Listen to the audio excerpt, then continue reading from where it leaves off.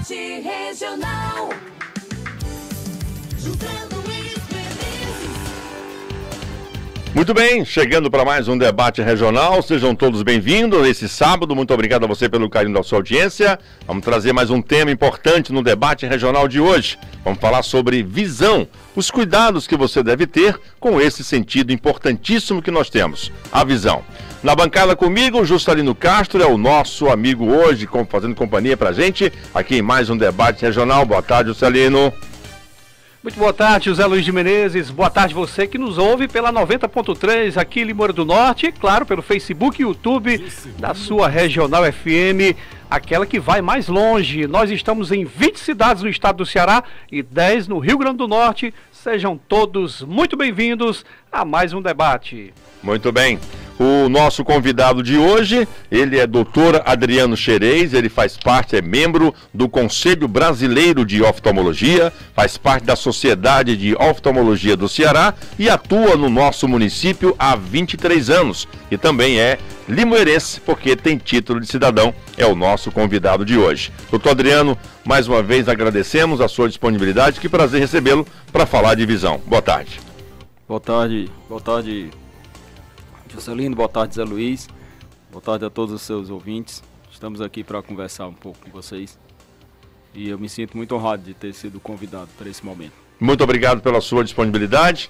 É um prazer sempre falar sobre assuntos importantes. Se você que está em casa, pode também participar nas nossas redes sociais. Você pode falar com a nossa Regional FM. Fale com a Regional 99963-5353 ou 99446-7774. E o nosso WhatsApp, você pode falar com a gente também. O WhatsApp da Regional. O WhatsApp da Regional.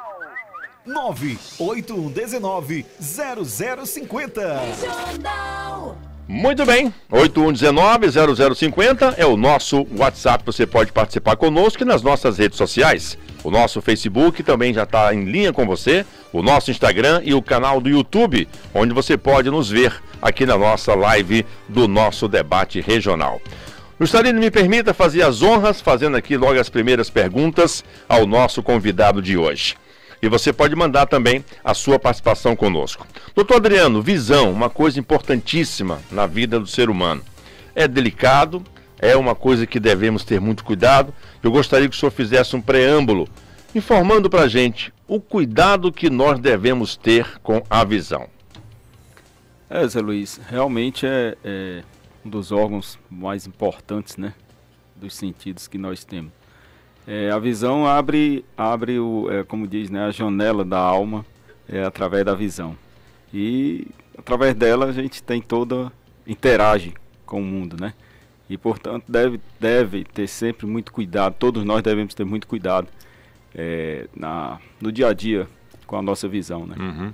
Bom, a gente sabe que a gente tem que ter alguns cuidados essenciais, que é, por exemplo, essa questão de como é que os princípios de cuidados que nós devemos ter antes de nos depararmos com problema de visão. Quais são as primeiras orientações para que nós possamos ter cuidado de fato com os nossos olhos? Bem, já desde o nascimento é importante se fazer o teste do olhinho no recém-nascido, né? E aí, já se estendendo um pouco mais, a criança já quando inicia a fase escolar, é importante também que se tenha uma atenção, principalmente a nível dos professores, né, que passa às vezes mais tempo até com os a nossos criança, filhos, né?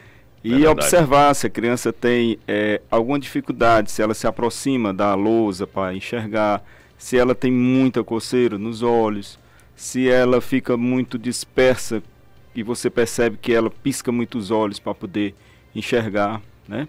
E aí vai na adolescência ter muito cuidado, porque às vezes na adolescência o paciente já tem uma certa miopia quando criança e na adolescência ele tende a aumentar. E muitas vezes hoje em dia, né, todo adolescente e nós também às vezes, a gente passa muito tempo, né, na tela do computador, no celular. Então é sempre bom fazer um exame para ver se tem algum problema, tá? E aí vai pela fase adulta e chegando já depois dos 40 vem a presbiopia, que é a vista cansada para perto. Todos nós teremos, ninguém vai escapar disso. E vem com a parte da terceira idade, já surgem algumas doenças, como por exemplo a questão da catarata, né? E a degeneração macular relacionada com a idade, que também é uma alteração muito comum aqui no meio nosso, né? Principalmente nós que na nossa região nordeste, que pega muito sol, né? E tem essa incidência de raios solares. E lembrar que, assim, toda essa sequência, né? Desde bebê até, a visão deve ser sempre muito bem cuidada, focada, né? Bem cuidada. Nós vamos entrar em alguns temas específicos, mas aí eu gostaria de perguntar ao senhor o seguinte: tem muita gente que tem coceira no olho, por exemplo, e aí aleatoriamente, e aí faz a automedicação, vai numa farmácia e compra um Lerim, compra um lava-olho. Esses colírios de fato ajudam, limpam, eles lubrificam? Qual é a recomendação de um profissional como o senhor dá para essas pessoas que têm essa automedicação para os olhos? A automedicação ela nunca deve ser feita, né? E, inclusive também na parte oftalmológica. E sobretudo na parte oftalmológica, porque o olho é uma estrutura muito delicada e a partir do momento que você utiliza algum medicamento que você chegou e não, o meu vizinho está usando, o meu irmão usou e se deu bem, mas cada pessoa, cada caso é um caso, né? Então é bom sempre evitar. E quanto a essas medicações aí que você citou, elas são muito utilizadas, né? Daquele pessoal que tem o olho vermelho. Mas assim, tem que saber o porquê que o olho está vermelho, né? E para isso é bom procurar um profissional, médico. E tem motivos para estar vermelho, né? Certamente. Sim, tem que saber, né, a causa, o porquê. E sempre procurar um médico, oftalmologista, que é o profissional mais adequado. Juscelino Castro, fique à vontade para fazer as primeiras perguntas ao nosso convidado, doutor Adriano Xerez, ele que é membro do Conselho Brasileiro de Oftalmologia, faz parte da Sociedade de Oftalmologia do Ceará e hoje está como nosso convidado e atua no Limoeiro do Norte, no Instituto dos Olhos e na Oftalmoclínica do Vale, já há 23 anos cuidando da visão dos limeirenses e todo o Vale do Jaguaribe. Juscelino. Muito bem, eu gostaria de perguntar ao doutor Adriano, por exemplo, voltar um pouquinho, né? Voltar mais uma vez a falar, por exemplo, da fase da infância. Porque nós temos, eu particularmente tenho crianças da minha família, meus irmãos quando criança já tinha problema de vista, como a gente popularmente diz, problema na visão, e existe uma idade certa, o senhor falou há poucos instantes que desde bebê tem que se observar, mas existe, por exemplo, uma idade exata para levar uma criança ao oftalmologista, para que possa, porventura, fazer alguma correção, se ela tem algum problema já de visão, se essas observações que o senhor fez, o senhor pode até ressaltar mais ainda, né, observar principalmente as crianças de hoje. Eu tenho um filho de 5 anos que já gosta de usar o celular, por mais moderado que seja, a gente tem que ter muito cuidado. Enfim, qual a idade exata para se levar uma criança ao oftalmologista e quais os cuidados com essa criança, doutor Adriano? Bem, Juscelino, a gente sempre procura determinar uma idade, aquela idade em que a criança começa a ir à escola, né? A idade escolar, certo? Agora, só que nos últimos tempos, devido ao uso frequente, né, de celular e computador, e principalmente celular, os pais devem ficar atentos, porque às vezes pode ser necessário um pouco antes, né? Eu estou falando assim, do tempo que a gente era mais jovem e as crianças, e a gente não tinha acesso a isso aí, né? Então, a idade mesmo seria a idade de fase escolar, que a criança vai entrar na escola. Mas, se os pais já percebem que já novinho, 4, 5 anos, já tem algum problema, já percebe alguma coisa, pode levar, claro, né? E observar também se a criança não tem desvios, né? Porque às vezes esses desvios que a gente chama de desvio, mas é estrabismo, podem surgir com a criança ainda em idade bem novo, né? E aí também tem que observar isso. Mas respondendo a sua pergunta, na fase quando entra na escola, que seria o ideal. Doutor Adriano, pegando o gancho da pergunta do Juscelino, muitas crianças sentem muita dor de cabeça. Isso já são sintomas de que a vista está sendo muito esforçada para enxergar? Já é um sintoma de que tem problema de visão? Bem, Zé Luiz, a dor de cabeça, né, cefaleia, ela é muito comum a várias doenças, inclusive doenças oculares. E se a criança apresenta esse sintoma, deve ser avaliado como é essa dor de cabeça, em que momento ela aparece, se é mais quando ela está exposta a alguma mídia eletrônica, né? Se é quando ela passa mais tempo lendo, passa mais tempo na TV, ou se não tem relação, se ela é na metade da cabeça, aí a gente já pensa em outras coisas, entendeu? Tem que avaliar qual é o tipo, né? Se essa dor de cabeça está relacionada com a visão. É. Em termos de uma criança na idade escolar, um sintoma que o senhor já tem tido a experiência de detectar quando os pais levam o filho a um oftalmologista, quais seriam os principais? Dá para elencar alguns? Bem, em geral a criança pede para se aproximar da lousa, né? Quando fica atrás, não consegue copiar, às vezes copia do coleguinha, né? Outro sintoma, a criança chega em casa, às vezes com dores de cabeça, entendeu? Agora, eu queria só alertar o seguinte, que às vezes, o que acontece? A criança não se alimenta, não toma café pela manhã e chega em casa com dor de cabeça, mas muitas vezes essa dor de cabeça já é enxaqueca, porque passou um período sem se alimentar. Então tem que ver isso aí também, certo? Mas algumas crianças relatam dor de cabeça ao chegar em casa, e pode ser uma queixa visual. A criança também que lacrimeja muito os olhos quando está na escola, entendeu? Também a gente pode suspeitar. E o principal é quando a criança começa a ter um certo desprezo pela escola, começa a ter uma diminuição no rendimento escolar, entendeu? E que muitas vezes os pais repreendem a criança e não se lembram que, coitado, ele pode não estar vendo. Então, para que eu vou estudar, para que eu vou olhar se eu não estou enxergando, né? Então tem que ficar atento para isso. E esse sintoma ele pode ser detectado quando vai a um oftalmologista, que passa por todo um procedimento de um médico oftalmologista perceber se há uma deficiência da visão com os aparelhos adequados, é isso? Exatamente. O profissional que está habilitado para cuidar da visão da população é o médico oftalmologista. Com certeza, viu? Muito bem. Juscelino Castro. Aproveitando ainda falando desse início, né? Porque a gente tem que ter muito cuidado e trabalhar preventivamente.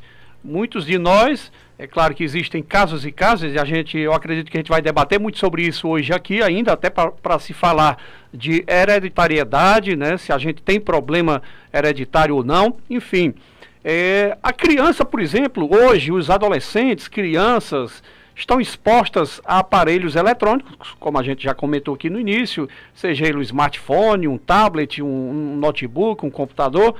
Qual o tempo limite, né, o senhor falando como profissional, qual o tempo limite que se possa deixar uma criança exposta a essa luminosidade tão grande que é uma tela de qualquer um que seja esses aparelhos? Existe um tempo determinado para que se preserve mais a visão dessa criança, doutor? Gostaria que o senhor falasse um pouco para a gente sobre isso. Rapaz, é um pouco difícil, né? Porque a criança, a partir do momento que ela pega um celular para brincar e para jogar, e você muitas vezes, quando menos espera, já está ali com meia hora, com uma hora. Então, não existe assim, definir quanto tempo.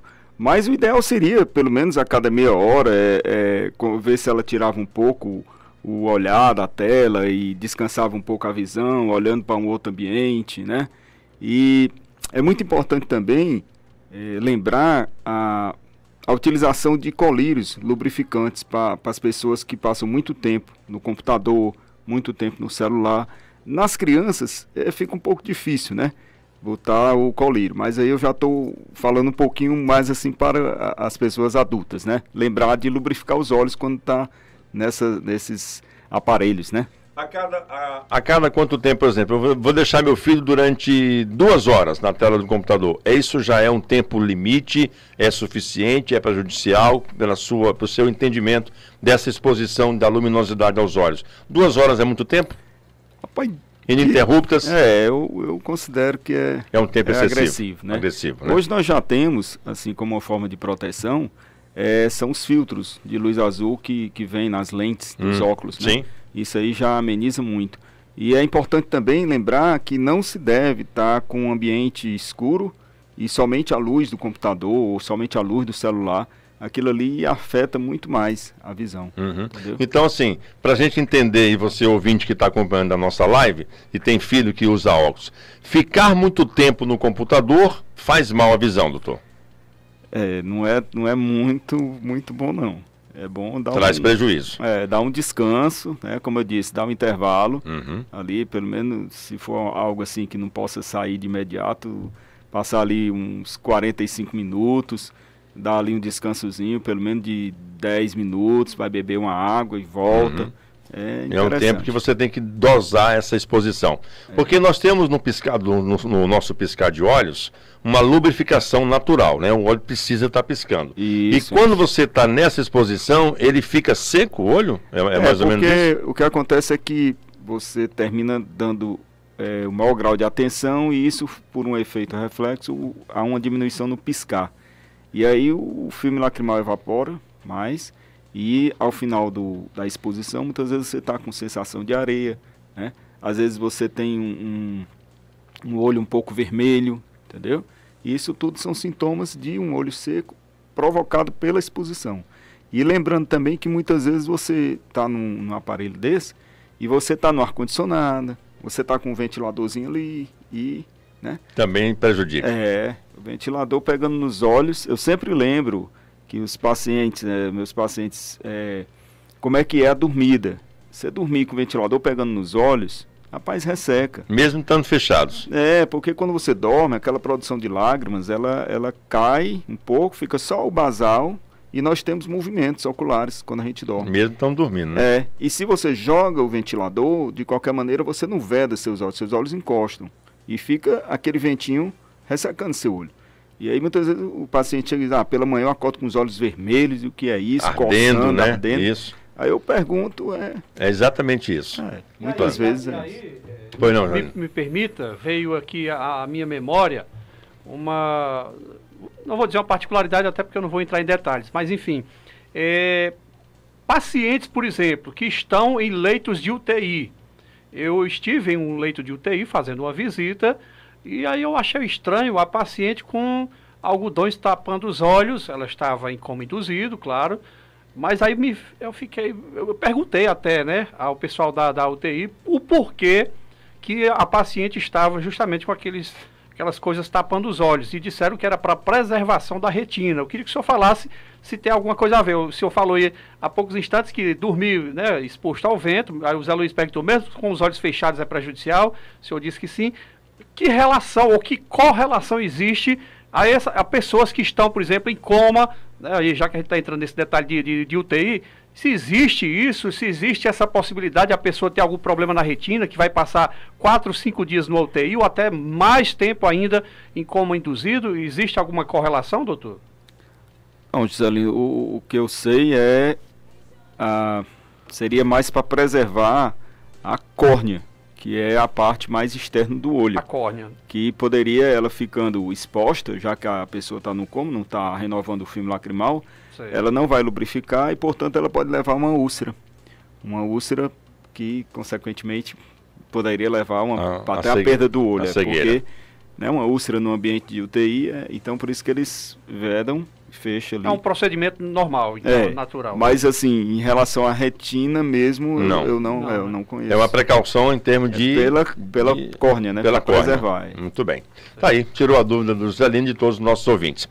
Falando em retina, falando em córneas, me lembrou aqui agora de trazer um assunto, a gente vai entrar também em outros assuntos, pterígio, glaucoma, enfim.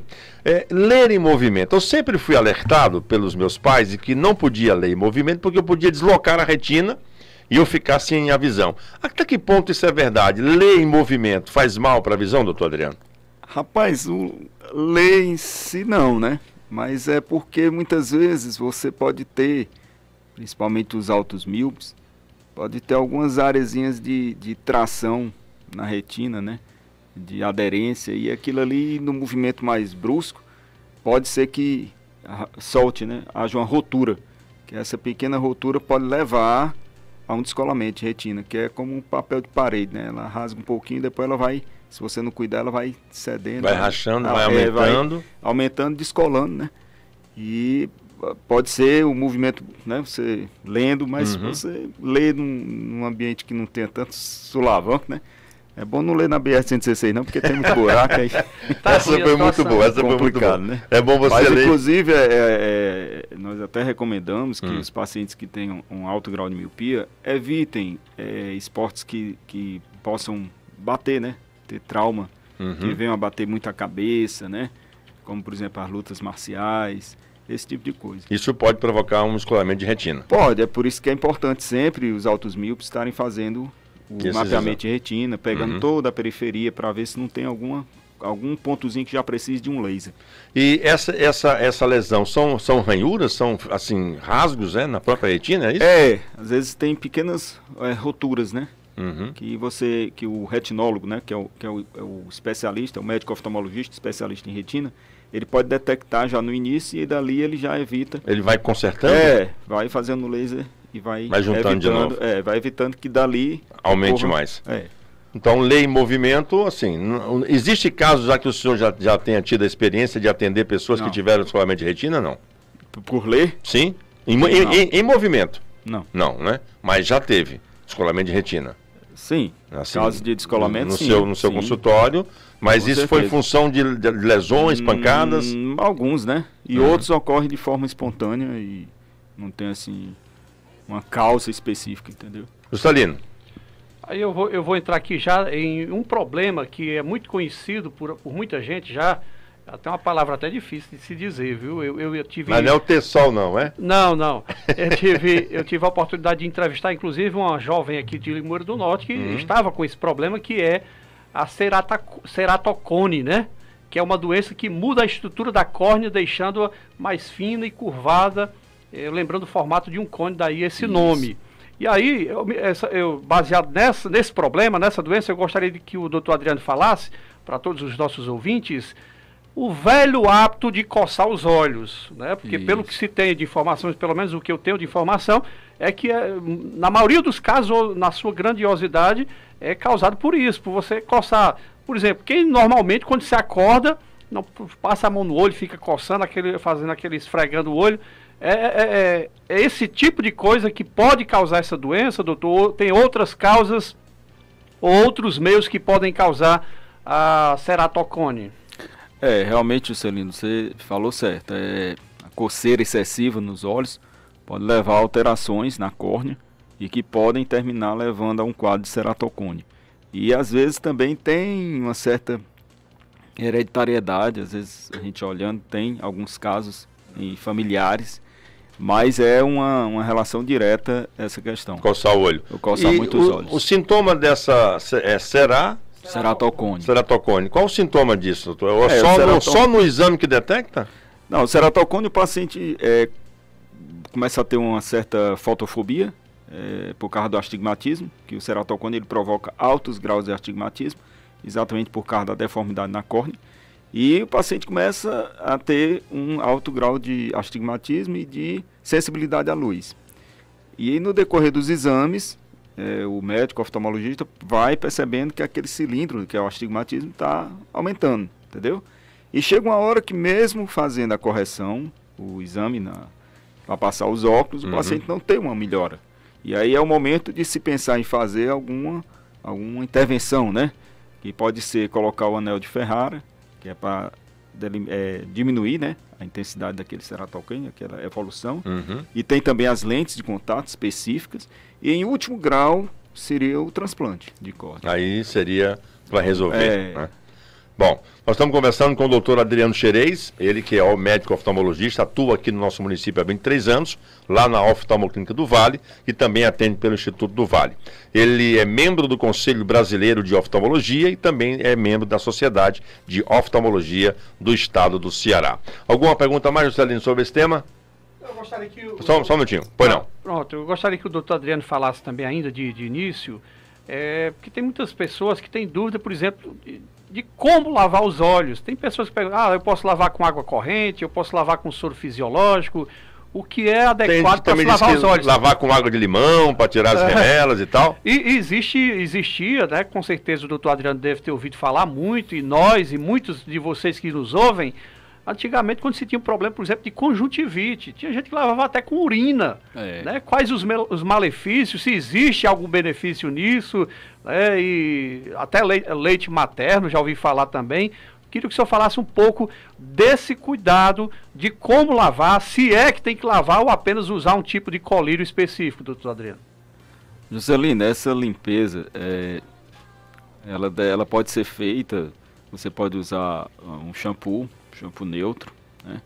E tem também uns shampoos específicos para se usar na higiene dos cílios e das pálpebras. Isso aí o médico oftalmologista pode indicar, certo?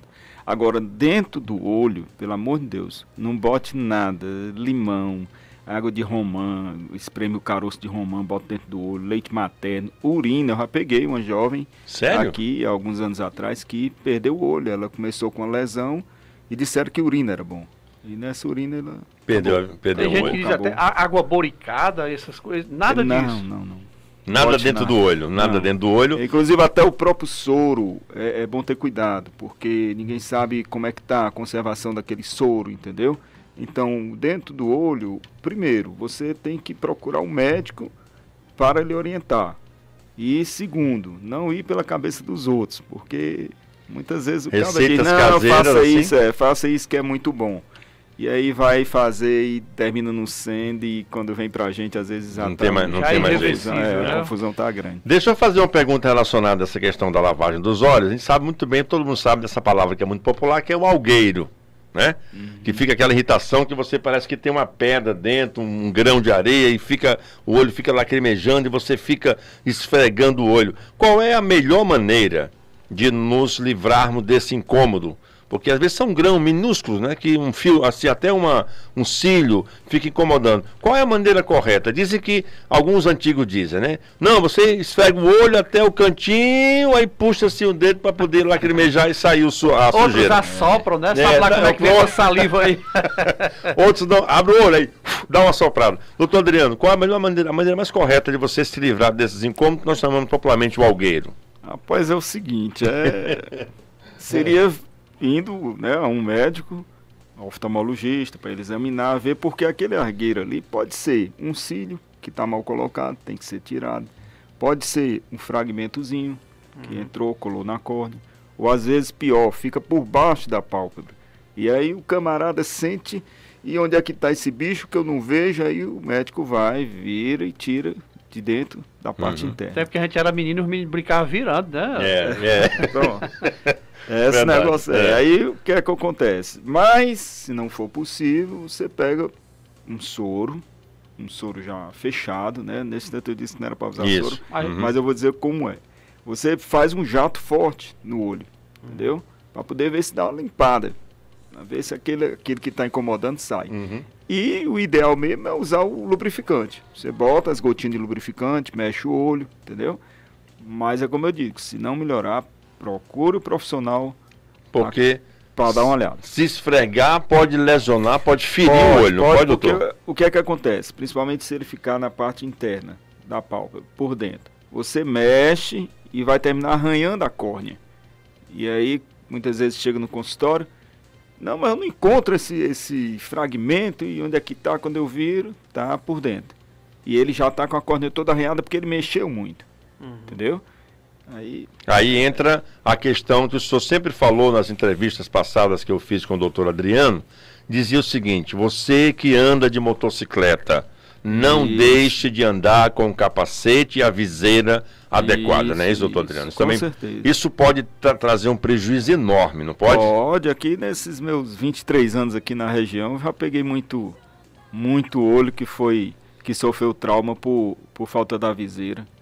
E às vezes vem um mosquito, vem um besouro maior, aquele besouro com aquela asazinha cheia de veneno, de película. Películazinha, aquilo ali, Ave Maria, quando bate no olho, pega na córnea, e às vezes pedra, o caba vem aqui.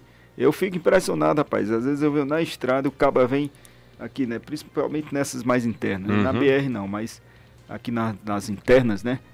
Nas CS nós chamamos o caba vem sem viseira. Sem viseira, sem nada, o vento.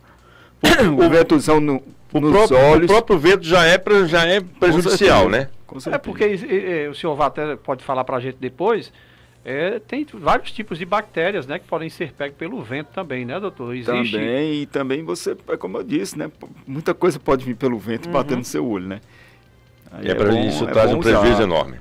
Sem se falar que é proibido, né, por lei de trânsito. Você andar com pode capacete andar... sem a viseira. É verdade. Exatamente. Bom, eu queria entrar aqui num tema que eu acho que é muito pertinente. É a questão da claridade, né? Tem muita gente que tem dificuldade de claridade e até fica com problema realmente também de dor de cabeça, visão dói. O que isso realmente, tecnicamente, representa você ter essa aversão a excesso de claridade, doutor Adriano? Rapaz, aí tem que ser analisado também, porque como eu disse, como eu já citei, pode ser um astigmatismo mais alto, né? E aí dá essa sensibilidade. Alguns pacientes de mais idade sentem isso quando tem uma catarata inicial também. As luzes ficam borradas e aquilo dá um certo mal-estar, entendeu? E alguns pacientes também apresentam, após a cirurgia de catarata, eles apresentam também essa sensibilidade à luz. Tanto é que a gente pós-cirurgia? A gente recomenda que por algum tempo use lentes, óculos escuros, entendeu? Para evitar. E basicamente é isso, né? Que pode levar a essa sensibilidade à luz, né? Que algumas pessoas têm. E também pessoas que passam muito tempo na tela do computador, aquela luminosidade muito intensa, terminam também ficando mais sensíveis, né?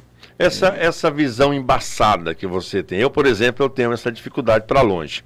Quando eu boto o óculos, eu enxergo perfeitamente a visão para longe. Para perto não, que eu tenho um domínio total. Mas quando você tem uma visão assim dúbia, né, duplicada, embaçada, você não tem definição, isso significa o quê na visão do paciente? Bem, aí se for para longe pode ser uma miopia, né? O paciente com míope, ele não enxerga bem definido para longe. Tudo borrado. A compensação, ele enxerga bem para perto. Isso. Né? E o contrário, se o paciente tem hipermetropia, ele até pode enxergar um pouco para longe, mas quando ele vai ler, tem dificuldade. E após os 40 anos, aí surge a chamada vista cansada, né? Ou síndrome do braço curto. O paciente começa a ter, mas eu nunca usei óculos, agora eu tenho que puxar o braço. Mas aquilo ali é por conta de um músculozinho que tem dentro do olho, que ele vai diminuindo a ação e vai fazendo com que o cristalino não consiga mais focar, né? E aí vai falhando e o paciente puxando o braço, chega uma hora que não tem mais distância para o braço. Não tem mais como enxergar. Já os míopes não tem isso. Tira aqui os óculos e enxerga para perto. Compensação, não enxerga para longe. E aí é que entra a recomendação de usar a lente progressiva, que aí vai corrigir, né, nas 3 áreas de visão, entendeu? Isso já na própria lente que você manda fazer já tem essa definição dessas 3 fases. Isso. Né? E é interessante também, por exemplo, o paciente que está com catarata inicial, e muitas vezes ele chega e diz, mas eu enfio uma linha na agulha, né, aquelas senhoras, e você vai ver lá, tá a catarata. Mas a senhora vê a face do padre? não vejo os olhos não. Entendeu? Por quê? Porque de longe não enxerga. Ruim. Então seria miopia ou hipermetropia, isso? Miopia, hipermetropia e tem o astigmatismo, que é o que a gente já falou aqui, que são as irregularidades na córnea, né? Tá. Muito bem. Juscelino Castro. Aproveitar e continuar pegando essa deixa aí a respeito da luminosidade. Nós somos de uma região que naturalmente praticamente o ano inteiro é de muito sol.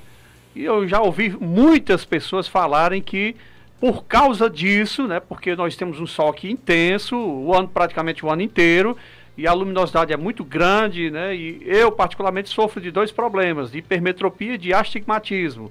E aí existe alguma ligação em relação a isso, ao nosso clima, ao nosso sol praticamente o ano todo, por ter esse número de pessoas, muitas pessoas já desde a infância com problema de visão por causa dessa claridade muito grande, doutor, aqui na nossa região nordestina, melhor dizendo?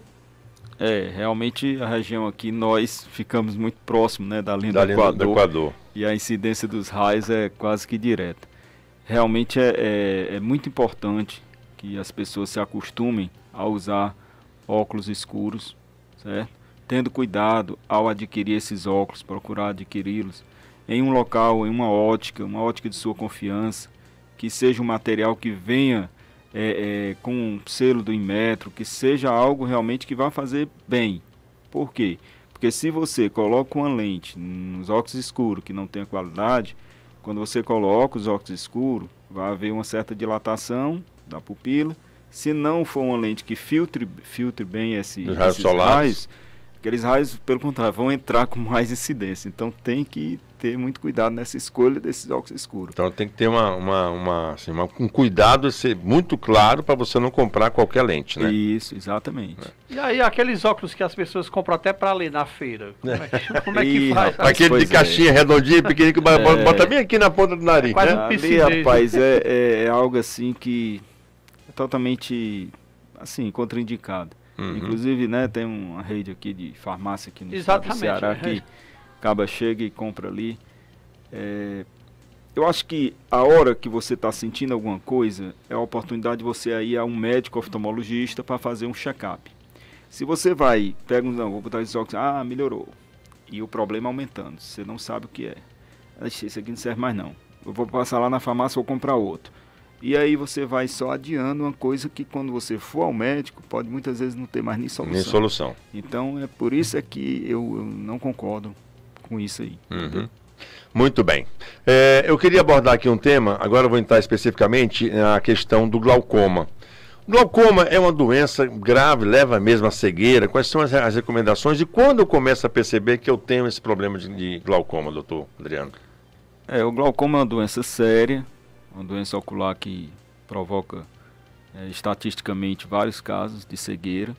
E é uma doença silenciosa, porque muitas vezes o paciente não sente nada. Absolutamente nada. Né? Em alguns casos ele pode ter o que a gente chama de glaucoma agudo, que é quando a pressão do olho sobe de forma súbita e o paciente fica logo sem enxergar, o olho vermelho, doendo. Mas na sua maioria, o glaucoma é aquele chamado glaucoma primário, de ângulo aberto, que fica, o paciente não sente nada, mas aquela pressão vai destruindo o nervo do olho, né, as fibras nervosas da retina. E com o passar do tempo, o paciente vai perdendo a visão periférica e vai ficando com a visão que a gente chama de visão em túnel. E isso é muito ruim para a qualidade de vida do paciente, porque ele perde o acesso à periferia, a visão periférica dele vai caindo muito. E aí tem alguns fatores de risco que a gente tem que ter mais cuidado, né? Que é, por exemplo, os pacientes de alta miopia, os pacientes com mais de 40 anos, os pacientes diabéticos, pacientes da raça negra, os pacientes que tenham algum caso na família, entendeu? Pode ser hereditário também. Sim, com certeza. Em muitos casos é hereditário. A hereditariedade é muito forte. E os primeiros sintomas que eu possa me preocupar em ir ao oftalmologista e saber se eu estou realmente com glaucoma? Rapaz, tem sintomas específicos assim para saber? Não, porque muito, o senhor falou que é uma doença silenciosa, né? É muito vago assim dizer, não, é isso. Alguns pacientes podem, assim, pelo que eu convivo nesses anos, às vezes tem uma certa dor de cabeça, uma certa dor ocular, entendeu? E alguns já chegam com essa limitação da visão. Aí já é no estágio que muitas vezes já está avançado. É isso que eu ia perguntar também. Existe uma reversão? Eu posso reverter um estado de glaucoma, doutor Adriano? Não, existe o controle, né? Assim como a pressão arterial a gente controla, a pressão do olho também a gente controla, entendeu? Por medicamentos? Com o uso de colírios. Hoje em dia tem um arsenal muito grande de colírios. E claro que se você não tiver solução com esses colírios, você tem também os tratamentos cirúrgicos, né, para diminuir essa pressão. Quem é diagnosticado com essa possibilidade de glaucoma, qual o período ideal para fazer periodicamente consultas ao oftalmologista? Rapaz, o ideal é fazer um acompanhamento a cada 4 meses. 4 meses. Porque aí tem os exames, né, que a gente tem que pedir, porque tem a relação, por exemplo, a medida da pressão do olho tem relação com a espessura da córnea, aí é bom fazer uma paquimetria. Campimetria, onde você vai ver como é que está a sua visão periférica, né? O próprio exame do fundo de olho para ver como é que está o nervo óptico, o aspecto do nervo óptico, que o glaucoma ele vai afetando exatamente o nervo óptico, ele vai destruindo as fibras até desgastar todo ele, entendeu? E fazer também exames como temos também o OCT, que é um exame tipo uma tomografia que se faz das fibras nervosas da retina, para ver como é que está. Então, hoje em dia, evoluiu muito. Tem um avanço muito grande tecnológico, né? Com certeza. Debate regional nesse sábado, conversando com o doutor Adriano Xerez, falando sobre visão, os cuidados que você deve ter com a sua visão para evitar problemas na sua vista, como dizem os antigos, né? Doente da vista. Ele é membro do Conselho Brasileiro de Oftalmologia, é membro da Sociedade de Oftalmologia do Ceará e atua aqui no nosso Limoeiro há 23 anos como oftalmologista na Oftalmoclínica do Vale e no Instituto do Vale, o Instituto dos Olhos aqui do Vale do Jaguaribe. Amigo Juscelino Castro. Gostaria que o doutor Adriano falasse, por exemplo, se existe contágio em algum desses tipos de problemas de visão, como a glaucoma. Estou vendo aqui, pesquisando e vendo algumas perguntas também muito curiosas, tem pessoas que têm dúvidas em relação a isso. Se algum desses problemas de visão são contagiosos, ou seja, se eu pegar na mão de alguém e coçar o meu olho, alguém que tem algum problema de visão, se existe algum desses, no caso também a glaucoma, se é contagioso ou não. Não, glaucoma não, catarata não, pterígio não. Aí só esses contágios aí é mais naquelas doenças bacterianas, né? As conjuntivites bacterianas, conjuntivites virais, entendeu? Aí sim pode ter essa questão do contágio. Tanto é que quando o paciente tem a conjuntivite bacteriana, e também por vírus, né? Pelo adenovírus, que é mais comum, a gente sempre pede para ter o cuidado de reservar a fronha, a toalha que usa, ter o cuidado de lavar mais as mãos e procurar não fazer contatos mais íntimos, pelo menos por um certo período, enquanto está, né, usando a medicação, porque realmente o contágio existe. Pode passar de uma pessoa para outra. Nesses casos, sim. Essas outras, não. O senhor falou em conjuntivite.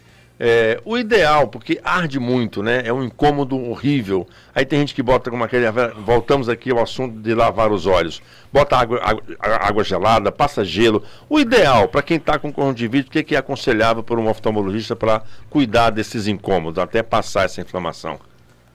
Rapaz, aí volta aquela história, né? Consultar o oftalmologista médico para poder, o médico oftalmologista, para poder ele definir qual é realmente o tipo, né, de conjuntivite. E tem variações, né? Existem as variações.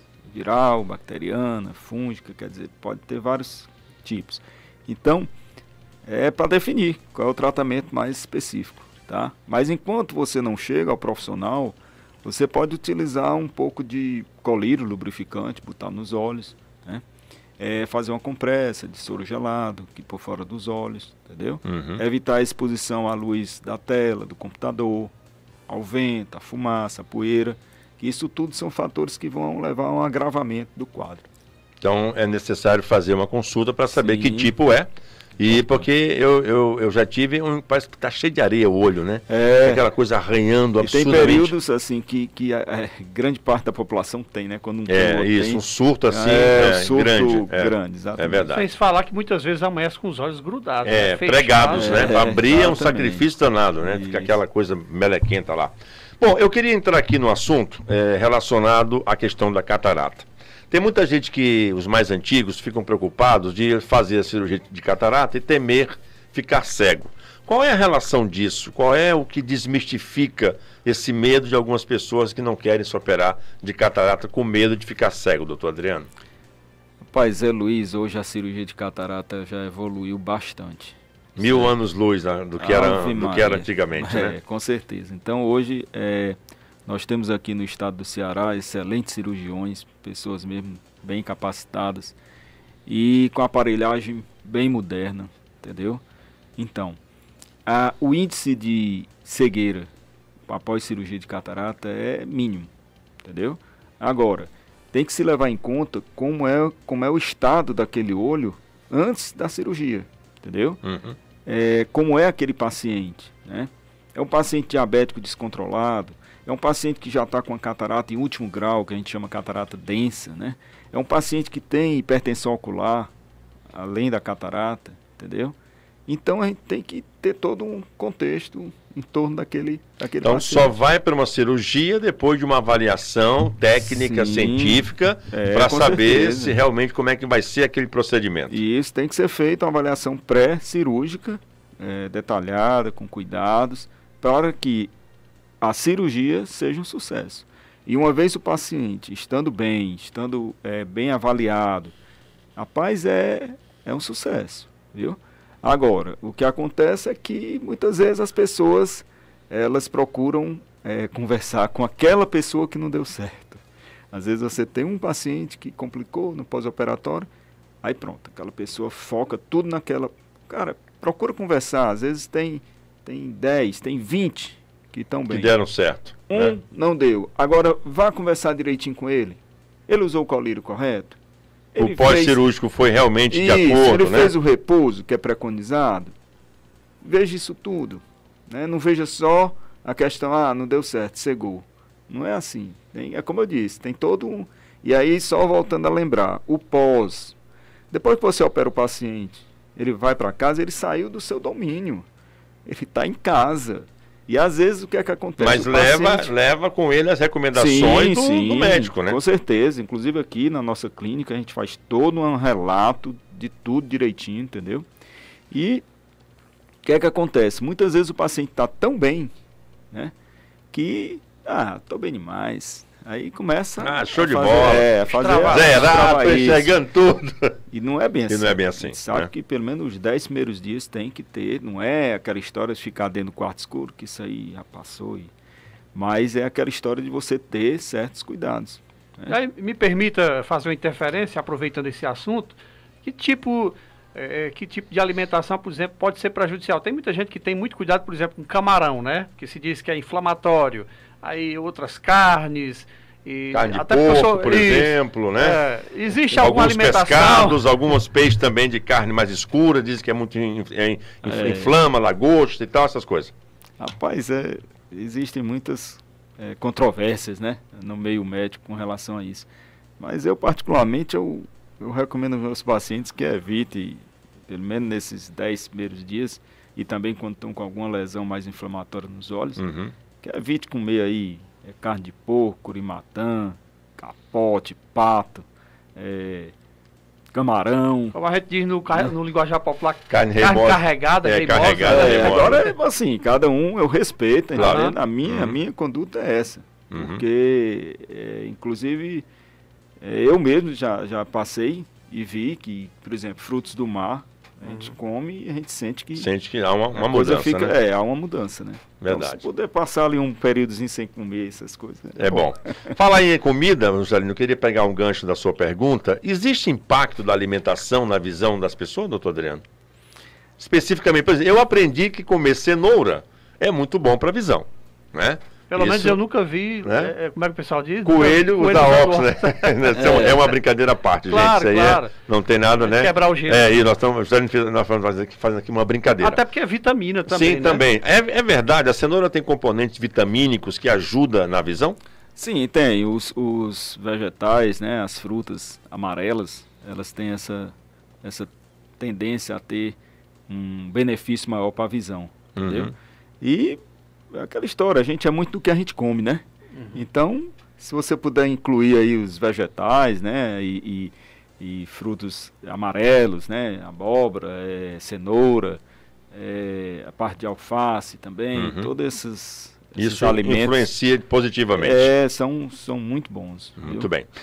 Dizem que comer a própoli, né? Do mel, própoli mesmo, forte, ele também tem uma relação muito boa de recuperar a visão, de tratar a visão. Isso procede? Isso é verdade? Ou é mito?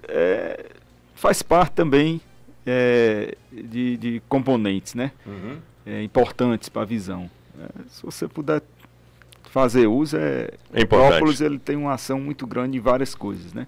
Agora é importante também lembrar que hoje em dia já existem os complementos, né? Os suplementos alimentares, que é a base de luteína, de zeaxantina, de substâncias que combatem radicais livres e que atuam muito na retina, principalmente na região da mácula, que é uma região central da retina, evitando muitas vezes que ocorram certos tipos de doença na mácula, entendeu? E basicamente é um complemento. Você encontra nas farmácias a base de luteína e zeaxantina. Pode-se tomar isso aí. Ajuda muito no tratamento. Bom, a questão agora, Juscelino Castro, você gostaria de abordar um tema com o doutor Adriano, por favor. Gostaria de perguntar ao doutor Adriano, gostaria que ele explicasse o que são as moscas volantes e como é que se inicia esse processo de a pessoa sentir esse problema, se existe algo que se pode ser feito, por exemplo, de forma preventiva para que não chegue a esse ponto de ter essas moscas volantes. E o que são, de fato, as moscas volantes? Na estrutura ocular existe o que a gente chama de vítreo. É uma gelatina que fica na câmara posterior, na parte posterior do olho. Essa gelatina, ela como o nome diz, é um gel, né? E muitas vezes esse gel pode soltar algumas flepas que ficam flutuando, né? E que podem passar no campo de visão. Uma das coisas que pode levar por exemplo, pancada no olho, entendeu? Alguns pacientes, quando operam, também pode apresentar no pós-operatório imediato, ver umas mosquinhas volantes. E às vezes o paciente pode apresentar em maior intensidade, quando, por exemplo, se ele tem uma hemorragia, que chama-se hemorragia vítrea, né, com vasozinho da retina, sangra para dentro do vítreo, pode apresentar. Alguns pacientes apresentam, sobretudo as mulheres, após os 50 anos, quando elas têm um descolamento do vítreo posterior, que é uma acomodação desse vítreo, aí eles podem sentir, e muitas vezes vem a mosca volante, às vezes vem os flashes também, o paciente relata os flashes. E é muito importante também ficar atento, voltando aqui ao que a gente já tinha falado, a questão da rotura na retina, que às vezes pode se apresentar por esses flashes, entendeu? E pode se apresentar também algumas vezes com moscas volantes, mas às vezes em maior quantidade, uma coisa assim que lhe chama muita atenção. Tem tratamento? Dependendo, aí tem que ser avaliado do que é que se trata. Eu particularmente já senti, já vi, né? Como se fosse passando realmente uma mosca ali no campo de visão. Agora uma coisa muito importante que é bom fazer é a ingestão de água. Aumentar bem a ingestão de água, ter uma ingestão boa de água, porque esse vítreo, uma grande parte dele é água, né? Então é interessante que... Muito bem. A questão agora, para a gente, eu gostaria até de colocar aqui, da catarata. O sintoma da catarata, quando está em estado avançado, é a falta de visão, ele aparece visivelmente no olho, como é que a gente detecta isso? Que eu estou precisando operar a catarata. Acontece um borramento, né? A visão fica uma visão nebulosa e o paciente tem muitos Constantemente? Assim, constante? Alguns pacientes não, depende. Se você tiver uma catarata que a gente chama nuclear, que ela é no meio, né? Na parte central do cristalino, vai se manifestar mais quando você sai no claro. Então tem pacientes que dizem, doutor, quando eu entro num ambiente mais escuro, beleza, mas quando eu saio no claro, no sol, aí eu me encandeio todo. Por quê? Porque a pupila fecha e ali fica só a catarata central. Já outros pacientes relatam que tem à noite, olha para um poste, vê a luz do carro, a luz do poste cheio de raio, entendeu? Porque depende de onde é a catarata. Se é subcapsular posterior, né? Se é uma catarata nuclear, polar. Então tem essas classificações. E daí vem os sintomas, né? E ocorre também de alguns pacientes apresentar alterações nas cores, né? Não percebe bem as cores. E tanto é que quando operam, eles voltam a ter a percepção. Realmente a cor que não estava vendo direito. Né? Exatamente. E outra coisa, olha, catarata. Quanto mais cedo for operada, maior o sucesso, mais rápida é a cirurgia e mais fácil é o pós-operatório. Então, muitas vezes o paciente, o senhor tem catarata. Não vou me operar agora não. Aí desaparece. Aí quando já vem com aquela catarata branca, que é a chamada catarata densa, hipermadura, que você vê de longe, o brancão no meio do olho. Aquilo ali dificulta um pouco mais a cirurgia. E a recuperação depois, da própria visão, né? Então não deixe chegar a esse ponto. Não fuja do inevitável, né? Vamos aqui falar agora diretamente para vocês mulheres, vocês que têm um hábito de se maquiarem, né? Porque faz parte da beleza da mulher, né? Se maquiar, ficar muito bacana, rímel, aqueles cílios, não sei o quê. Doutor Adriano, por que as mulheres devem tirar a maquiagem antes de dormir? Devem mesmo? Podem dormir com elas? Qual é a relação de prejudicar a visão as maquiagens? Rapaz, mulher maquiada é muito bonita. Não é não? Muito legal. Agora é o seguinte, tem que ter cuidado, porque aquela maquiagem porque eu não sei o nome, não sei se é rímel, lápis, né? Sim, Negócio que bota tem na beira do cílio. rímel, lápis. Aquilo ali, de certa forma, obstrui um pouco a saída de umas glândulas que nós temos aqui, que serve exatamente para estar lubrificando os cílios, entendeu? E às vezes pode levar a uma obstrução, aí o paciente pode ter aquele T-sol, né? Isso. Obstrui, que a gente chama T-sol, que é ordelo o nome. Então, é interessante que tire. Inclusive tem nas farmácias produtos que são específicos. Removedores, né? Específicos para limpeza, né? De cílios, de pálpebras, que podem ser usados por elas. Entendeu? Então é recomendado que tire a maquiagem antes de dormir, né? É interessante que tire para poder deixar tudo bem Dentro limpo, né? desses seus anos de oftalmologia, teve algum exemplo de visão prejudicada por conta de maquiagem, doutor Adriano? Não, tem sempre o olho irritado, né? Não chega a compro- causar cegueira, não. Comprometer Mas a visão, mas irrita o olho. Aquele olho que fica irritado, não sabe o que é, a gente manda, depois suspende a maquiagem. Aí já dá uma melhorada. Aqueles dá um- cílios, né? Também Os cílios, os cílios artificiais, É, né? cílios postiços, Isso, né? Parece que tem uma colazinha que isso, bota. isso, Ali isso, eu isso. já peguei alguns casos de irritação. No olho. É. Até a gente assim, do nada aparece o olho vermelho. Ah, foi um derrame que você teve no olho. Rapaz, isso é um derrame, mas vai passar. Os vasos vão sumir. O que de fato é aquilo? É uma lesão que é decorrência de quê, doutor Adriano? Aquilo ali a gente chama de hemorragia subconjuntival, quando aparece na parte branca do olho. Sim. E muitas vezes o paciente fica um pouco espantado porque ocorre aquele sangramento e fica aquele vermelho, né? E fica esquisito, né? Mas assim, tem que saber a causa, né? Muitas vezes, às vezes pode ser um pico de hipertensão arterial, o paciente, sei lá, tem a pressão alta e de repente teve um pico hipertensivo, às vezes pode ser um trauma, às vezes pode ser um processo infeccioso no olho, e às vezes acontece em pessoas idosas que os vasos rompem mais facilmente, às vezes acontece espontaneamente. Mas não é assim, tem Não, tratamento com colírio normal. Isso, agora mas tem que ver assim, se por exemplo, se vier associado com sangramentos em outros locais, né, Uhum. sangrou o nariz, sangrou a gengiva, aí já tem que investigar, né, problemas de coagulação, né, como é que tá, e tem que ser solicitado no coagulograma, ou então quando começa a ter repetidamente. São alguns fatores que têm que ser analisados. Muito bem. Debate regional, falando da sua visão, os cuidados que você deve ter com a sua visão para ter uma visão saudável, conversando hoje com o doutor Adriano Xerez, ele que é oftalmologista. Juscelino Castro. Eu vou voltar aqui para as maquiagens, né? Eu gostei da ideia das maquiagens. Assim, a título de informação, se o doutor Adriano tem essa informação. Eu ouvi falar muito, doutor, que na época dos egípcios, eles usavam aquelas pinturas pretas ao redor dos olhos, não simplesmente por vaidade, né? Porque a informação que eu sempre tive, e eu fui pesquisar mais sobre isso, é que a maquiagem nos olhos dos nobres é similar aos óculos escuros.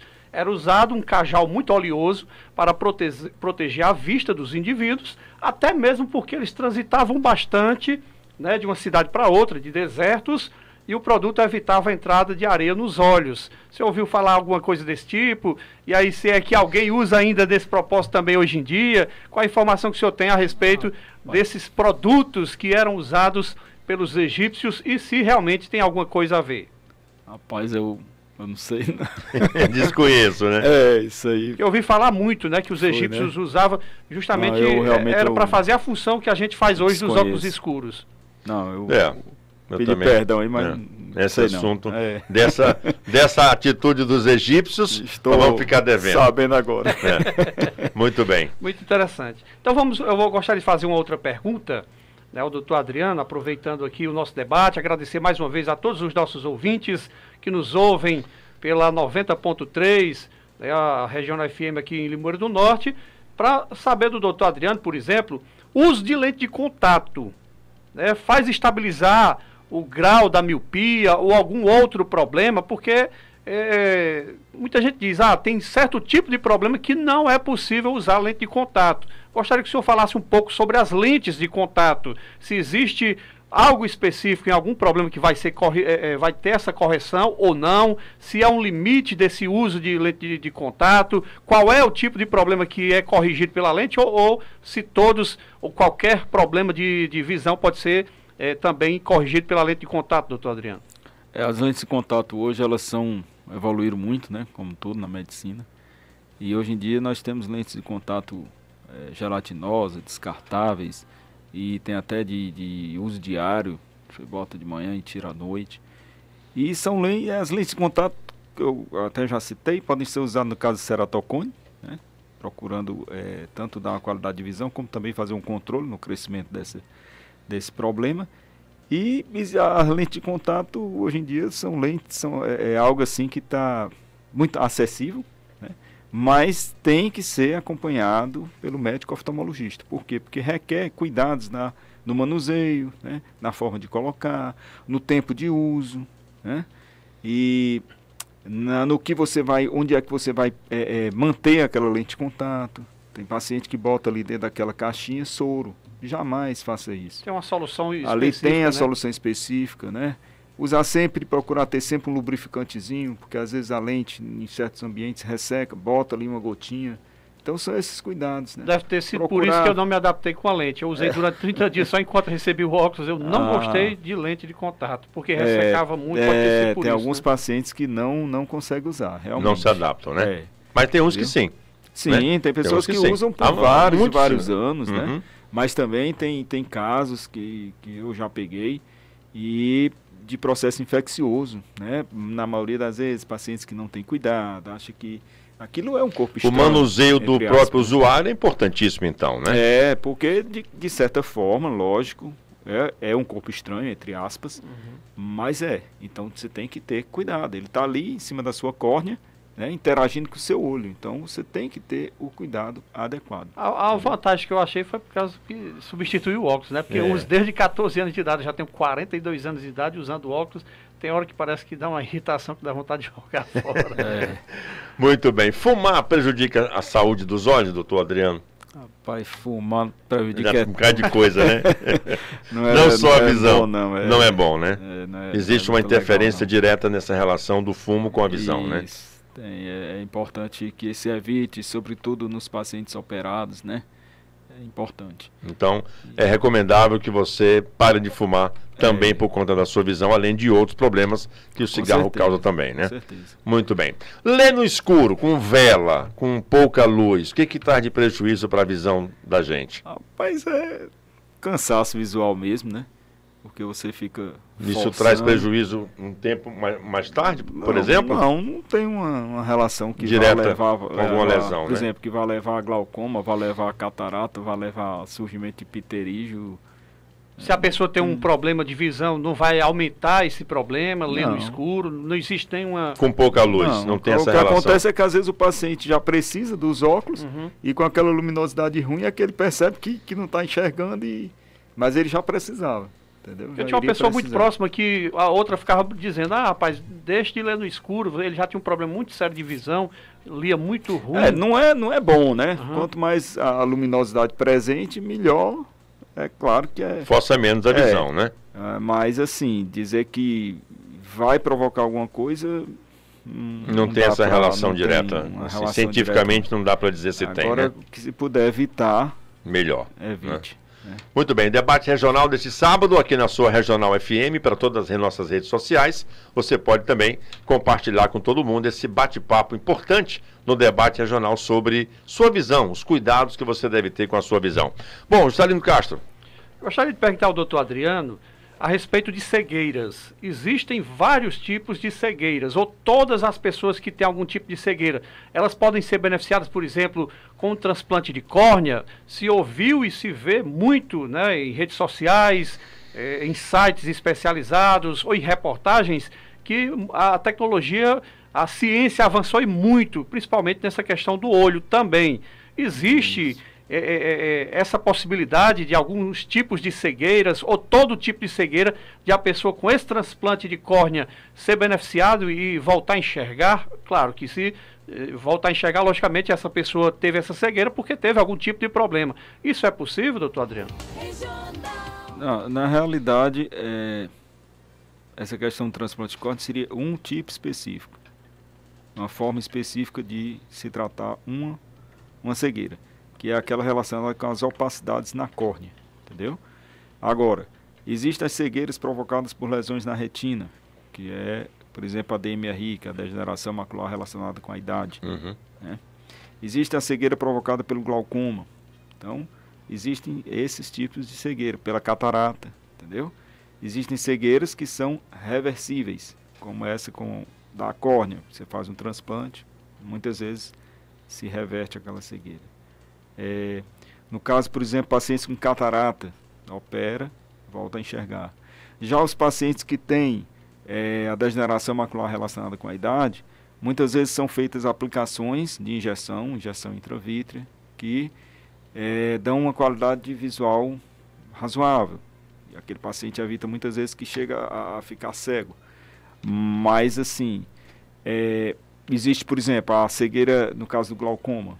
Uma vez lesionado o nervo óptico, não tem como. Não tem como voltar, reverter. né? Não tem, né? Então, as cegueiras, elas dependem das estruturas oculares que foram comprometidas. O tempo adequado, por exemplo, para que se possa receber uma córnea, né? Porque existem os transplantes, né? Muitas pessoas são doadoras, e aí quando alguma dessas pessoas vem a falecer, gostaria que o senhor falasse um pouco para que os nossos ouvintes entendessem um pouco mais, né? De receber essa córnea de uma pessoa falecida, qual o tempo previsto, né? E existe, por exemplo, como todo órgão transplantado, a possibilidade de rejeição. Que o senhor falasse um pouco sobre isso para a gente.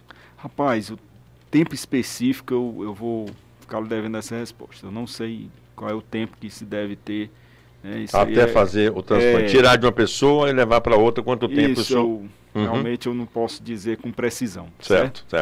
Mas a questão que você perguntou também é a rejeição, né? Isso. A rejeição pode acontecer, alguns pacientes apresentam um quadro de rejeição e muitas vezes ocorre a falência do transplante. E aí tem que ser feito outro transplante, entendeu? Mas depende também muito do paciente em si, né? O que qual é a condição daquele paciente, né? Quando foi operado, entendeu? Entendi. Condição daquele olho. Doutor Adriano, o estrabismo, ele pode ser reversível ou não? Pode. Muitas crianças, elas têm estrabismo e só ir usando óculos e fazendo o que a gente chama... Corrige o olho, aquela bola do olho volta a uma posição normal? Você pode fazer o que a gente chama de tampão, né? E no que você faz o tampão, naquele olho que não está desviado, muitas vezes aquele olho desviado, ele vai voltando. Vai voltando. E às vezes usando o próprio grau, você botando uma determinada quantidade de grau, pode voltar. E nos adultos, muitas vezes faz as cirurgias de estrabismo que volta o olho, volta para o lugar. Então, mas aí, novamente, eu digo, cada caso é um caso, tem que ser analisado. Meu pai mesmo sofria de estrabismo muito grande e com o grau ele conseguiu corrigir, né? Há muitos anos. E se você for ver, por exemplo, as fotos, e antigamente era totalmente estrábico, né? E hoje é um pouco menos, muito menos em relação ao que era antes. Ou seja, eu acredito que tenha sido a correção justamente por causa do óculos, né? Do grau, né? Agora tem casos, por exemplo, paciente que tem estrabismo por trauma, né? Às vezes o paciente sofre até traumas TCE, né? Trauma crânioencefálico, paciente com acidente de moto. E às vezes fica com desvio que não dá para reverter. E aí, complicado. Me permita uma curiosidade, né? Falando de estrabismo, tinha um rapaz aqui na cidade que eu conhecia desde muito novo. Ele tinha realmente totalmente torto, né? Vamos falar assim, bem simples. E ele fez a cirurgia e corrigiu. Aí uma outra dúvida. Muita gente até pergunta, será que quem tem muito torto assim, ele olha, ele vê torto, como é? A visão como o campo de visão dele é diferente? O que acontece é que pode ver a visão dupla, né? Isso atrapalha muito. O paciente tenta focar e termina não conseguindo juntar as imagens, né? Porque a visão, os dois olhos, eles servem para isso, exatamente. Isso, centralizar, né? Exatamente. Ele foca, você tem duas, centraliza aí faz uma só, né? E aí daí você vem toda aquela história da profundidade, né? Tanto é que quem tem uma visão monocular tem um pouco mais de dificuldade de ver a profundidade das coisas, né? Colocar a mão, café, assim, tem até um exercício que eu vou fazer aqui para o nosso internauta ver, que isso acontecia muito, não sei se agora, acho que não, porque era uma forma de saber como é que estava exatamente essa percepção. Você tapava um olho, aí a pessoa botava um dedo assim, você tinha que acertar, né? E muitas vezes você erra essa dimensão. Isso já é um sintoma desse problema, doutor Adriano, ou não? Os pacientes com visão monocular têm esse problema, né? Dificuldade, né?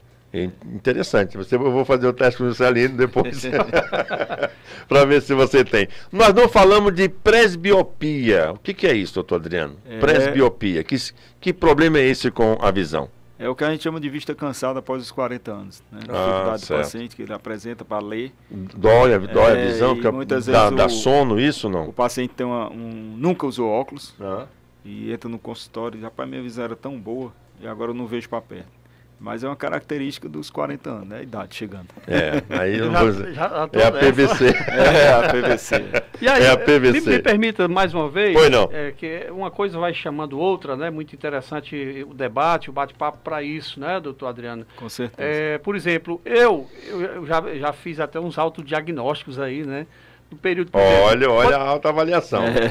Não, mas não de me automedicar. Procure né? um profissional. Tem que procurar. Por exemplo, eu sinto, não sei se tem a ver, né?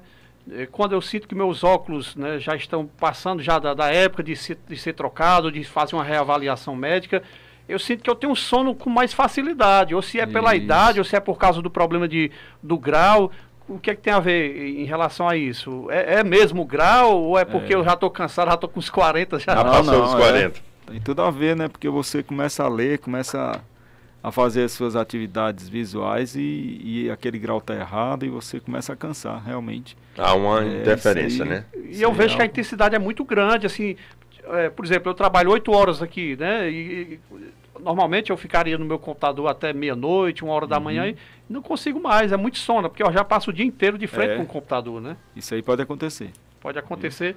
E assim como tem acontecido ultimamente, por exemplo, ressecamento no canto dos olhos, que aí fica, como a gente diz, aquela remelazinha seca. Porque você também passa muito tempo em ar-condicionado, talvez, assim, trabalhando, não? Também, né? O dia inteiro, né? Os equipamentos sempre tem que estar num ambiente refrigerado, né? Isso aí é aquilo que eu falei, né? O ambiente assim, o ar-condicionado ele resseca tudo, né? Pele, cabelo e os olhos também. E se você está ali na tela com a diminuição do piscar, aí apresenta isso aí. Bom, eu vou tocar aqui no assunto que tem muitos filmes, inclusive tem até um vídeo na internet, não sei se as pessoas já viram, que tem agora a fabricação de óculos que faz as pessoas enxergarem as cores reais, o daltonismo, os daltônicos. Por que isso acontece com a visão da gente que nós não reconhecemos as cores, doutor Adriano? Isso aí são falhas, né, natureza genética, né, que acontece porque o paciente tem falhas de fotorreceptores e em células da retina. Aí eles não conseguem, eles confundem as cores. Isso. E aí Tratamento clínico não tem. Não. Cirúrgico não tem. Não. Aí tem agora o pessoal está lançando aí esse óculos, né? Que você consegue. Medicina, né? Evoluindo, né? Evoluindo, é verdade. Para o bem da humanidade. Bom, vamos entrar aqui no assunto, nós estamos aqui quase chegando à reta final do programa. Vamos falar sobre pterígio, né? Que é uma coisa muito recorrente aqui, o senhor tem feito muitas cirurgias aqui na região. Por que isso acontece, o que é isso e como é que se trata o pterígio?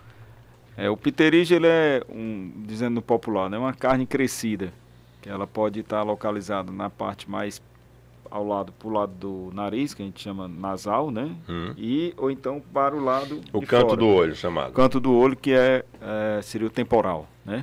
E essa carnezinha, ela vem crescendo e trata-se de uma reação do olho ao calor, vento, luminosidade. Tanto é que essa alteração, ela é muito comum nos trópicos.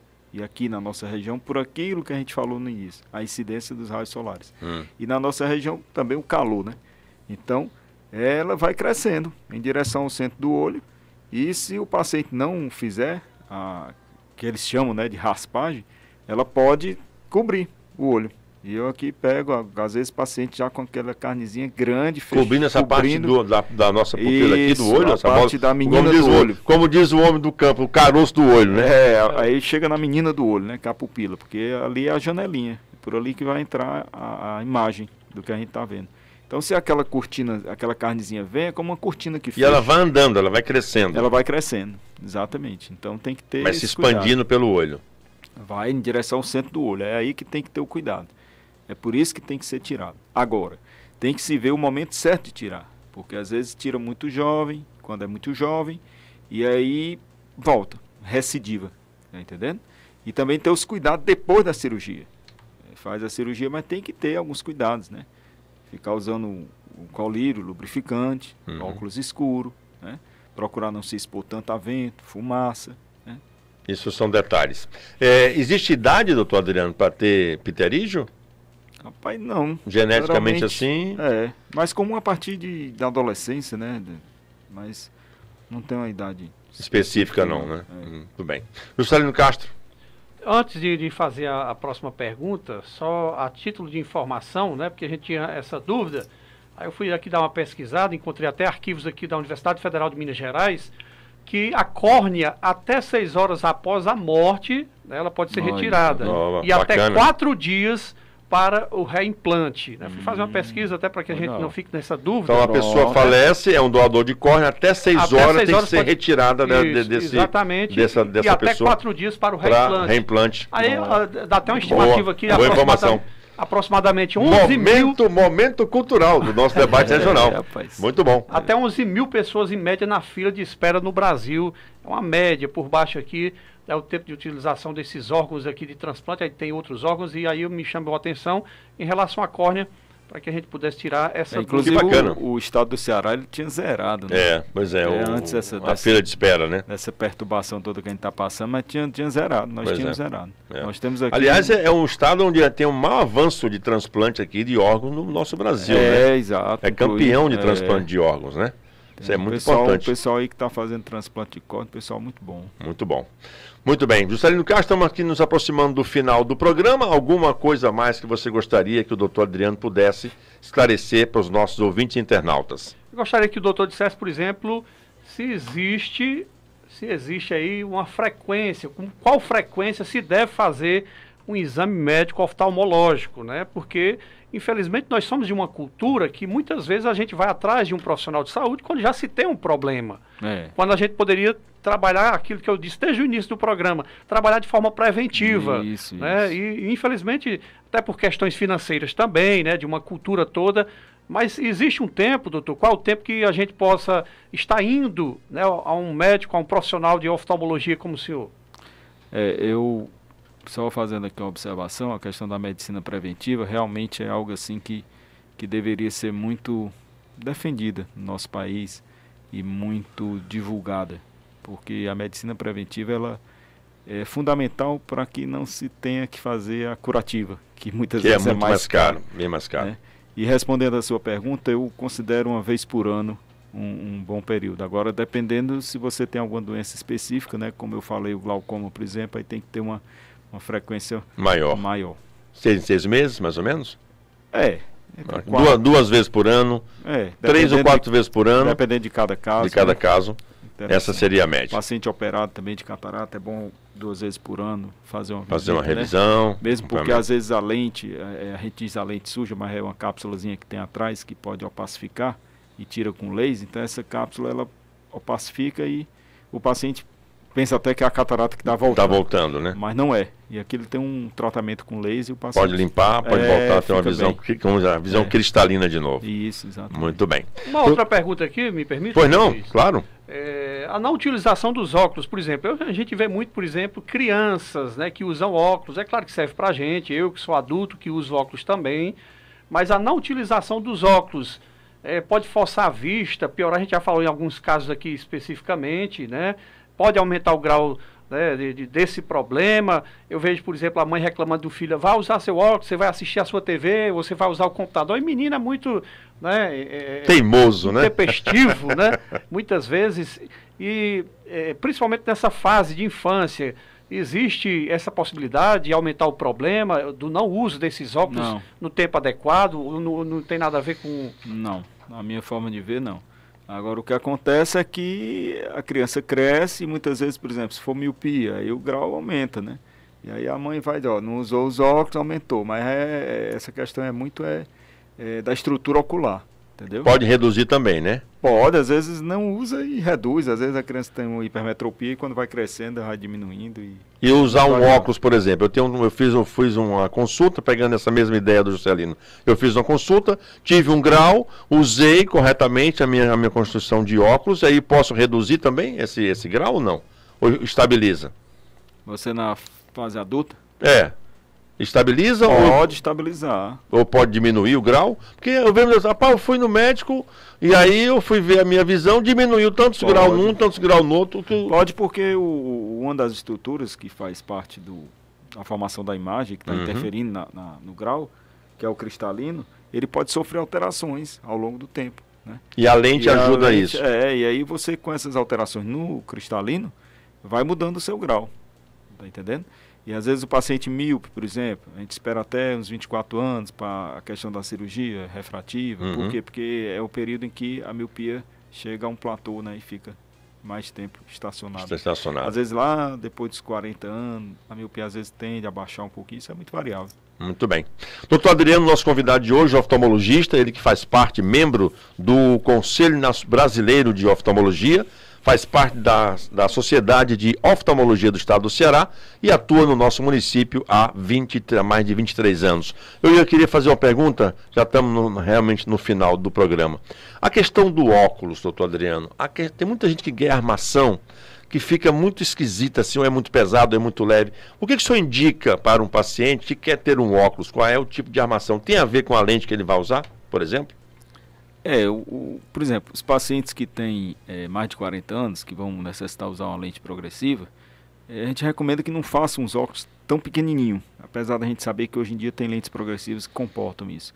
Mas você vai ter mais conforto se você fizer um pouco maior, porque a sua área de visão para perto vai aumentar, vai lhe dar um conforto maior, entendeu? Mas fora isso também chamar a atenção os pacientes que têm um cilindro, um astigmatismo alto, essas armações parafusadas, tem que ter cuidado, porque à medida que a lente afrouxa, ela muda o eixo do cilindro e muda... Interfere diretamente na visão. Olha que detalhe interessante. Interessante isso. Então, a lente parafusada na armação, ela pode provocar esse tipo de... Não, assim, tipo assim, se você tem um astigmatismo, né, um certo nível de astigmatismo, aquela lente, quando ela afrouxa, ela pode mudar o eixo. E aí você ficar com a visão ruim. Então, na medida do possível, se você tem um astigmatismo alto, evite esse tipo de lente parafusada. Né? Porque aquilo ali pode afrouxar, né? E mudar completamente o foco do que foi preparado para você enxergar. Isso, a não ser que seja um material realmente bem diferenciado para que não ocorra isso. Bacana. Um detalhe importante. Vamos embora, Juscelino? Ou você ainda quer mais explorar o doutor Adriano que está conosco aqui no nosso debate regional? Um sábado muito produtivo, né? Muito bom. A gente faz esses debates. E hoje, com a presença do doutor Adriano, eu agradecer já ao doutor Adriano pela sua vinda ao nosso programa deste sábado. Só uma perguntinha aqui a respeito da causa do escurecimento da visão quando a gente se levanta rapidamente. Eu já vi em outros casos, em outras situações, em outras partes do corpo, como por exemplo a corrente sanguínea, né, se a visão trabalha mais ou menos também na mesma perspectiva, porque o corpo está ali intacto, parado, aí você tem aquele impacto de se levantar à luz do sol. Isso é natural, acontece de forma natural, ou algum problema, alguém tem que ficar atento, se escureceu de uma vez, voltou, isso é normal, doutor, acontecer? Isso aí ocorre muitas vezes porque quando a gente está deitado que levanta, ocorre a mudança na circulação, né? Mas é preciso estar atento àqueles episódios da perda momentânea da visão, para ver se não é algum problema de algum trombo na artéria central da retina. E aí seria interessante fazer o ecodoppler das carótidas para ver se tem alguma coisa. E também lembrar que alguns pacientes têm isso quando tem enxaqueca. A enxaqueca, o paciente fica vendo as coisas assim pela metade, às vezes fica sem enxergar. E aí vem a dor de cabeça, vem aquele mal-estar, né? E o paciente prefere escuro, quem tem enxaqueca, e pensa lugar que escuro. Alguma coisa na visão, eu estou ficando cego, mas não. É da própria enxaqueca. Ainda bem, eu estava preocupado, porque de vez em quando eu sinto isso também. Eu tenho um problema seríssimo de enxaqueca, é muito hereditário da minha família. Muito bem, satisfeito, Juscelino? Satisfeito, e com certeza, acredito que todos estejam, porque o debate tem esse objetivo de trazer esclarecimento, conhecimento aos nossos ouvintes, aos nossos internautas. O doutor Adriano com certeza contribuiu e muito, né? E muito obrigado já, doutor Adriano, pela sua vinda ao nosso programa, aqui a Regional FM, meu nome, Juscelino Castro, José Luiz de Menezes, o Eliseu Xavier, que está afastado há alguns dias, né, de participar conosco, mas em breve vai estar de volta. e a gente só tem a agradecer pela sua vinda ao debate regional. Doutor Adriano, fique à vontade para esclarecer sua mensagem, né? A sua participação foi super importante aqui no nosso debate regional. Ficamos muito honrados com a sua presença e a contribuição que o senhor deu para todos os nossos ouvintes e internautas. Fique à vontade para as suas orientações finais a quem precisa cuidar da visão. Eu que agradeço, fico muito feliz pelo espaço concedido por vocês, porque nós temos que a cada dia esclarecer que a visão realmente é algo muito importante na nossa vida. Então vamos cuidar bem da nossa visão. E lembrando, né, que eu sempre digo isso, o profissional adequado, capacitado, qualificado, é o médico oftalmologista. É aquele profissional que cursou, fez os 6 anos de medicina e fez lá os seus 3 ou 4 anos de residência. E esse sim está capacitado de cuidar dos seus olhos. Então fiquem atentos para esse detalhe, tá certo? E do mais, agradecer mais uma vez e dizer que eu estou sempre à disposição. Estou sempre por aqui, de terça a sexta-feira eu estou lá na clínica, viu? Precisando, estamos às ordens. Muito bem. Obrigado, doutor Adriano, pela sua presença no nosso debate regional. Chegamos a mais um final, Salino. Um bom fim de semana para você, um bom sábado restante, um bom domingo. Segunda-feira nós voltaremos com a nossa programação normal e sábado que vem, mais um debate regional aqui, tá bom? Vamos embora? Vamos embora, um grande abraço a todos vocês, ouvintes da Regional 90.3, vocês internautas que ficaram conosco até este exato momento, e convidá-los para o próximo sábado estarem de volta conosco em mais um debate regional. Obrigado, Salino, forte abraço para você. Gente, muito obrigado mais uma vez pela audiência, um bom fim de semana, continue com a nossa programação musical, porque aqui na Regional é assim, tá tudo bem, tudo legal, tudo regional, bom fim de semana e até o próximo debate.